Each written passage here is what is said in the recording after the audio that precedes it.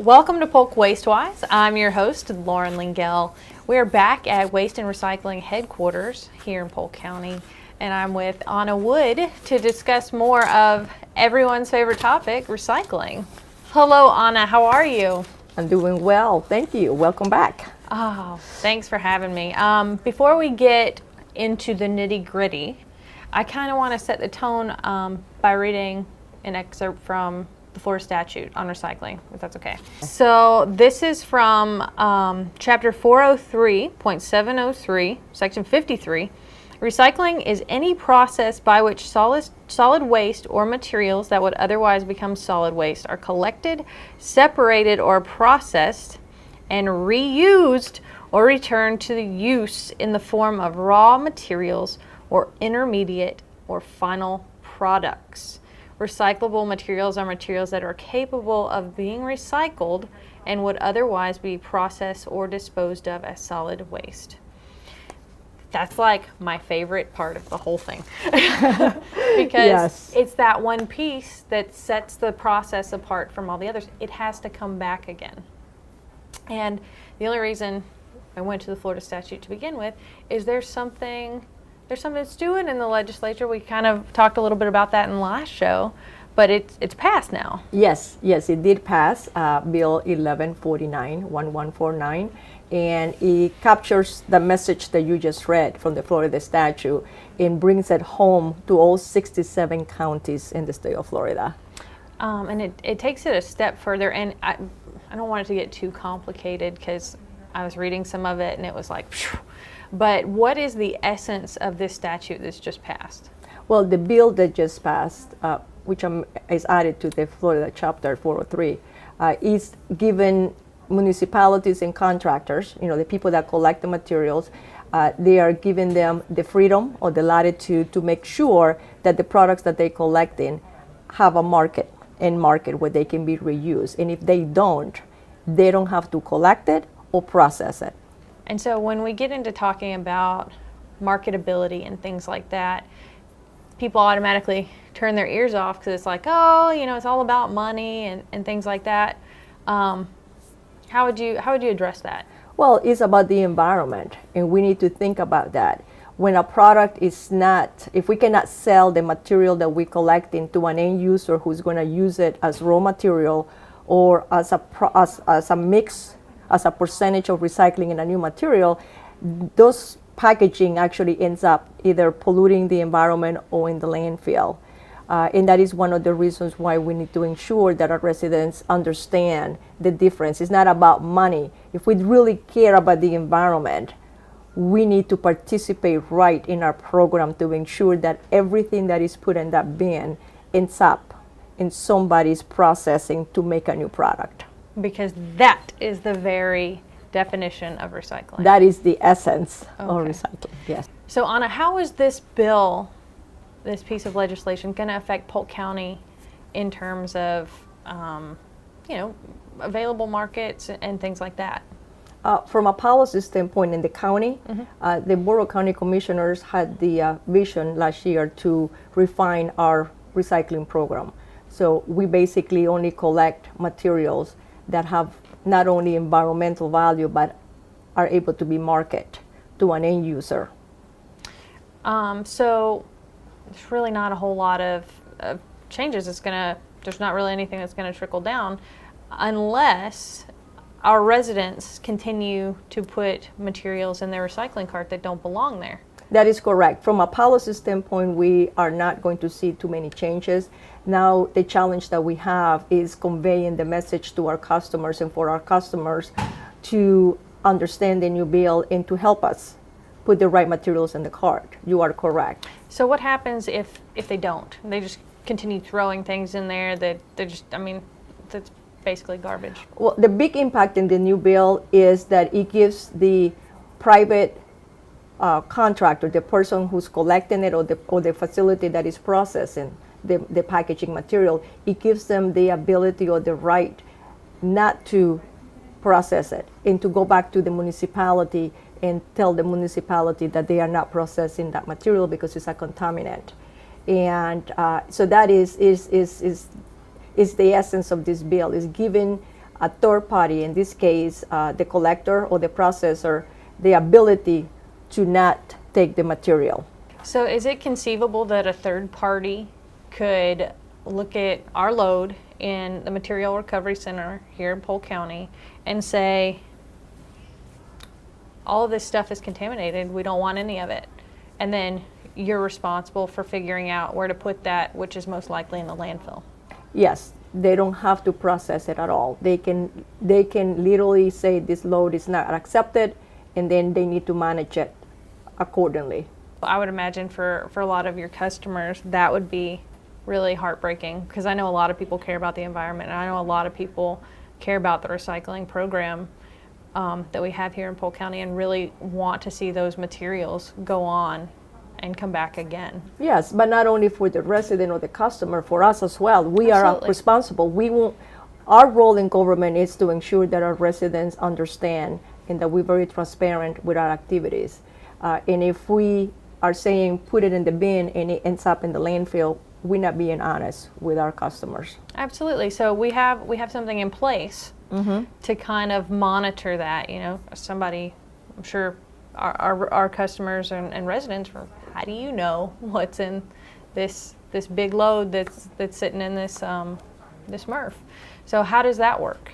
We have a process that is going to be in May where we are going to be sorting through the loads, randomly selecting loads from different geographical areas in the county, and we are going to be analyzing the material, literally going in and sorting out plastics that we collect in our program, the opaque, the single-use plastic, the materials that have no value whatsoever, the hoses, plastic hoses or what, and then they are going to define what are the quality and the percentage of materials that we are collecting that actually meets the county program. So I'm going to stop you right there.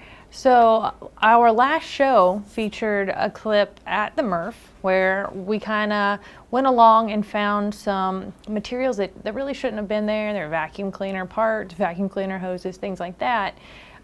Those are the types of things that the composition study is really going to be looking at to see how contaminated the load is. So let's get an update. Let's go to the MRF with Mike Ferguson and see how our collection is looking. So we met last month. We went over some of the things at the MRF that are in the recycling program. We're just going to give you an update on the material that's being dropped off. As you can see, we're still getting the plastics that we don't want. Laundry baskets, not recyclable. Not recyclable material. The single-use plastic drink containers, not recyclable. Don't need to go in your recycle bin. They need to be put in your garbage can. We do have a lot more cardboard. That's good. Eggs are fine to eat. Styrofoam containers, not so good in the recycling program. We need to keep that out of the recycle can, put it in your garbage. We also have the colored plastic containers. You can see a bleach bottle. There's some detergent bottles in here. We really need to concentrate on putting the material that we want in there. We want the opaque plastics. We want the cardboard. We want the clean paper. Make sure the material is clean before you put it in there. We have a composition study coming up in May. We want to make sure the material is as clean as we can get it before they do that study, because it's going to dictate the price of recycling for the rest of the year for the program. Coming back from that, you can see that there are still materials that are being found in our collection of recyclables that should not be there.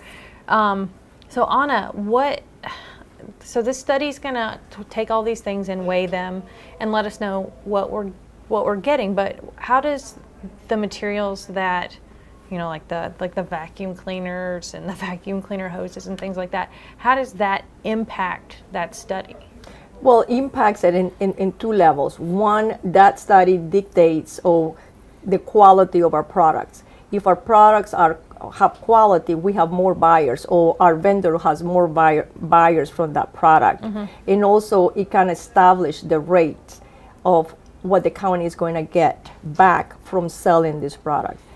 Every time we don't sell a material, we are paying for the processing and disposal of that material.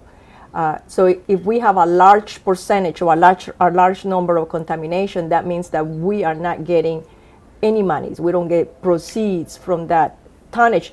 In addition to that, we have to pay the processor a fee. So 2 points. When you say contaminants, you're talking about the glass and those items as outlined in that state bill, those things that should not be in your recyclables collection. Because there's no market for it. Exactly. And so when we say there's no market, it's not that it's about being money hungry. It's if there's no market, they cannot complete the recycling process and actually come back again for further use as a new product. That is correct. That is correct. And that is one of the challenges that we have in communicating with our residents, because all these are behind the scene activities that you don't see it every day. So when people hear it for the first time, they're like, what are they talking about? We didn't know about that. They believe that if you put it at the curve, the magic cart, things happen in there and they get automatically and why recycled. Not? People have been, the waste industry has been telling people for how many years that this is how it works. Put it in the cart and it'll come back. Yeah, you are correct. For over 3 decades, 4 decades, we have been communicating the message. At the beginning in the 80s, the number one motivation for the industry to get everybody involved was to tell them that everything was recyclable. But also we have to remember that 40 years ago, we didn't have as many types of plastics like we do now, or as many types of products that we have now. Sure. And, in a recent commission meeting, there have been people that like to provide alternatives to ways that we can take care of materials and things like that. And it's not that the county hasn't explored them, it's not that the county doesn't acknowledge them, but what can we say to those people that want so desperately to help, and they're coming from a great place where they want to see these materials come back again, but unfortunately things like plastic have a finite lifespan. That is correct, and we welcome our residents and our customers providing us ideas, areas that probably we have not seen. The plastic is one of the materials that we hear the most, and people say, well, we can make plastic lumber out of the plastic. And this is plastic lumber, and what this is all different types of plastics. It doesn't matter the type. You can put water bottles, and you can also make fabric out of it. The residents need to be mindful that these materials are not recycled after they, once this is used, you cannot put it back in the recycling bin and recycle. So in reality, we're only prolonging, by doing this type of materials, we're prolonging the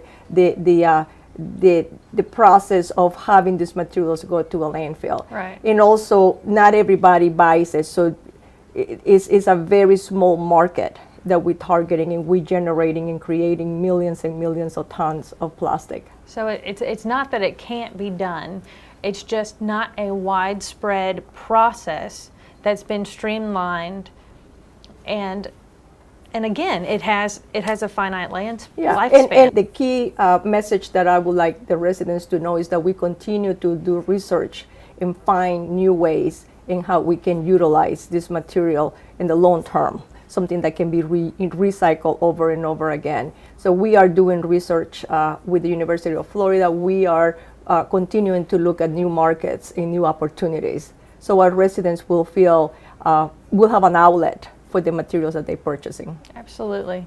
You appreciate those insights and those things. They just may not be right for the county just yet. So that is correct. So that's all the time we have for this show, but you can catch us on PGTV or the Polk Government YouTube channel. And for more information on Polk Waste and Recycling, visit them at polkwastewise.net. Thanks again.